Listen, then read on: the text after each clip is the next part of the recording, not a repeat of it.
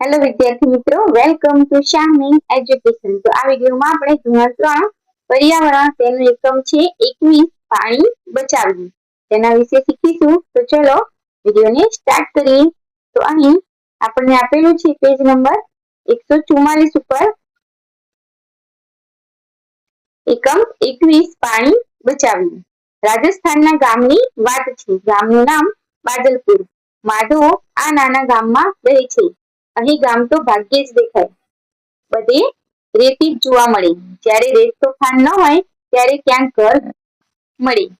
ઉનાળામાં અહીં પાણીની તંગી હોય। આ વર્ષ તો ખૂબ જ ખરાબ છે। અહીં વરસાદ જ પડ્યો નથી।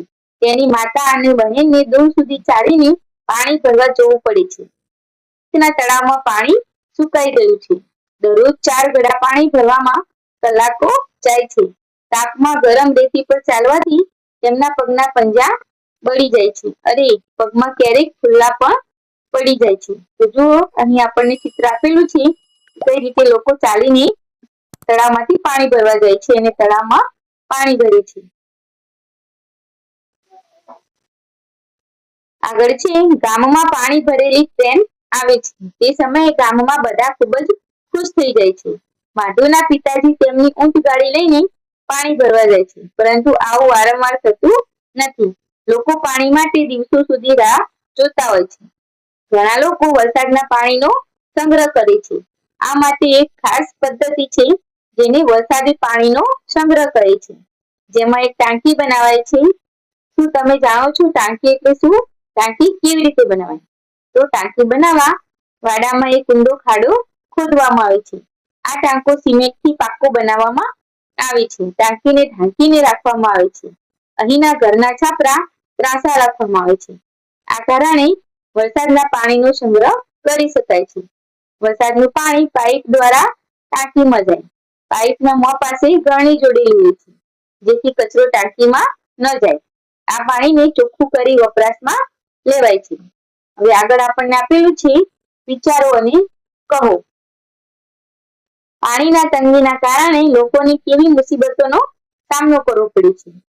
તો પાણીની તંગીના કારણે લોકોને ઘણી બધી મુસીબતોનો સામનો કરવો પડે છે। આપણે જોઈએ પાણી ન હોય તો પીવા માટે પણ મુશ્કેલી પડે, ઘરના કામકાજમાં મુસીબત હોય, ઘરના કામકાજમાં પણ મુશ્કેલી પડે, ખેતી માટે પણ મુશ્કેલી થાય।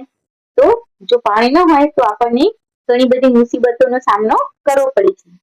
માધવના ઘરમાં પાણી કોણ લાવે છે? તો માધવના ઘરમાં તેની માતા અને બહેન પાણી લાવે છે। આગળનો ત્રીજો પ્રશ્ન છે, શું પાણી સંગ્રહ કરવાની કોઈ બીજી પદ્ધતિ છે? તો હા, પાણી સંગ્રહ કરવા માટે ચેક ડેમ, ખેત તલાવડી જેવી પદ્ધતિઓ પણ અપનાવી શકાય। આગળનો પ્રશ્ન છે, ટાંકીનું પાણી મોટે ભાગે પીવામાં ઉપયોગમાં લેવાય છે, કેમ?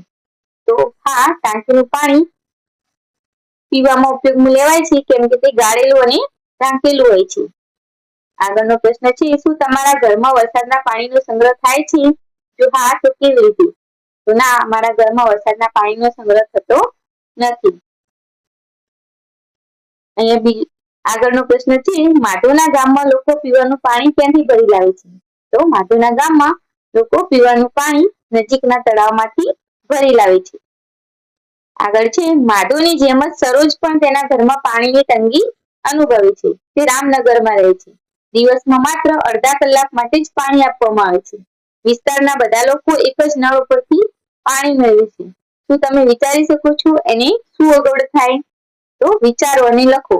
પાણી ન હોય તો શું અગવડ પડે?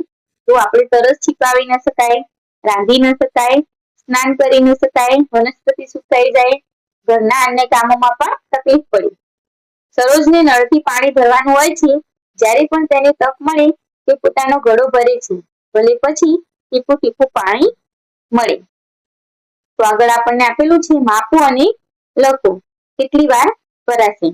તો 1 ચમચી કેટલા ટીપાથી ભરાશે? તો આશરે આપણે કહી શકીએ તો 8। બીજું છે, 1 વાટકી કેટલી ચમચીથી ભરાશે? તો 60। ત્રીજું છે, 1 ટબ કેટલી વાટકીથી ભરાશે? તો 14। ચોથું છે, 1 ડોલ કેટલા ટબથી ભરાશે? તો 15। તો તમે જોયું આપણને ટીપે ટીપે કેટલું પાણી મળે છે। આગળ છે વિચારો અને લખો. વિચારો, નળ ટીપે ટીપે લીક થાય તો કેટલું પાણી બગડે. તો આપણે જેમ કહીએ છીએ કે ટીપે ટીપે સરોવર ભરાય, તેમ ટીપે ટીપે પાણી પણ ઘણું બધું બગડે. આગળ છે વિચારો અને લખો. તો પાણી બચાવવાના કયા કયા રસ્તા વિચારી શકાય, તમારા સૂચનો નીચે લખો. તો નળને બંધ રાખવો, જોઈએ તેટલું જ પાણી વાપરવું, વધેલું પાણી છોડને પાવો, વરસાદના પાણીનો સંગ્રહ કરવો, ટપકતા નળને રિપેર કરાવો, સ્નાન માટે ડોલનો ઉપયોગ કરવો. આમ આપણે ઘણા બધા રસ્તા વિચારી શકાય. તમે પાણી વેડફાતું જોયું હોય તેવા સ્થળના નામ લખો. તો પાણીની પરબ, જાહેર નળ, વોશ બેસિન, ગામમાંથી વહી જતા વરસાદના પાણી. આગળ છે વિચારો અને કહો. નીચે આપેલા ચિત્રો જુઓ, ચર્ચા કરો. તો આપણે કોઈ એક કામમાં વાપરેલું પાણી કોઈ બીજા હેતુ માટે વાપરી શકીએ છીએ. તો હા, જો અહીંયા આપણને ચિત્રમાં આપેલું છે, તો અહીંયા જે સ્ત્રી છે તે નાહવા માટે ઉપયોગ કરેલું પાણી એના દ્વારા તે પોતાની ગાયને પણ નવડાવી રહી છે. તો આપણે એક કામમાં વાપરેલું પાણી બીજા હેતુ માટે પણ વાપરી શકીએ.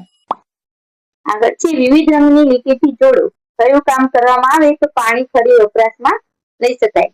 તો હાથ અને મોઢું ધોયેલું પાણી તો ઝાડને આપવા, શૌચાલયમાં ઉપયોગમાં લેવું, કપડાં ધોયેલું પાણી તો પોતું કરવા, ફળો અને શાકભાજી ધોયેલું પાણી તો ઝાડને આપવા. તમે પાણીનો ફરી ઉપયોગ કરવા અંગે જાણ્યું છે. લોકો પાણી બચાવવાની પદ્ધતિઓ ત્યારે જ વાપરે છે જ્યારે પાણીની તંગી હોય. કેટલાક લોકો પાણીનો બગાડ કરે છે, તેથી જ પાણીની તંગી છે. વિચારો, જો બધાને પૂરતું પાણી મળે તો કેવું સારું. તો અહીંયા આપણને પાણીનું મહત્વ આ પાઠમાં સમજાવવામાં આવેલું છે. અહીંયા આ પાઠ પૂરો થાય છે. તો વિડીયો ગમ્યો હોય તો વિડીયોને લાઈક, શેર અને સબસ્ક્રાઈબ કરવાનું ભૂલતા નહીં.